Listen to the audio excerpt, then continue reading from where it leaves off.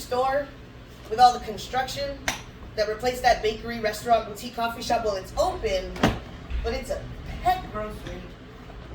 The fuck is that? I don't know where they got the idea that people around here can afford groceries for their dog. Rocky eats Purina and leftovers. But ever since that new bus, train, trolley car, subway line, bike lane opened, everything is water dripping from the electricity of the overhead wires. Like, why'd they take Uncle Keith's place and put in that new restaurant, bakery, bar that no one around here can even afford? It's like they're poking holes in our streets to see if we will leak from them. Every time they build, they rip at our seams, never give us a minute to mourn our holy open graves. They put up tombstones we can't afford to look at. You know, Thomas moved. They said his lease ended and the rent for his apartment rose like $300. So he moved 20 miles south or west or north or far away from here. He works part-time at the pet grocery now, says the commute is worth it. He got a one-bedroom for the same price I'm paying for a studio with a broken heater my landlord is still waiting for me to pay for. But it's like what we used to pay.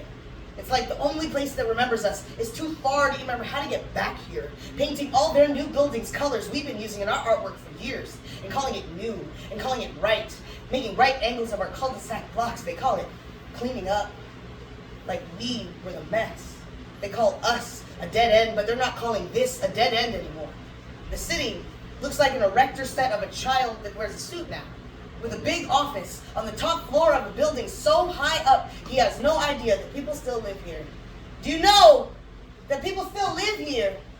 We've been living here ever since you redlined the rest of the city. We are still living, even if you didn't expect us to. The other night, we were sitting on Union, a group of like 15 white people in little shorts were running, walking, biking down the street. Moni said it was a club. But they never used to want to be here at that time of night. Moni said that Union was never the street to be on after 6 p.m. and be rich and white. And now they're running on our block when the street lights are on. They're running on our streets like they run our streets. Being seen around here like they didn't used to avoid it.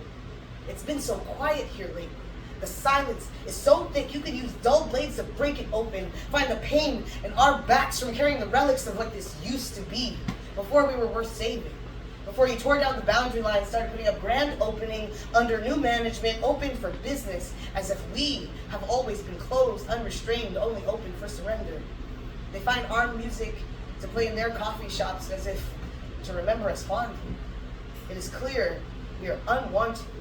It is not clear where we should go. Thank you very much.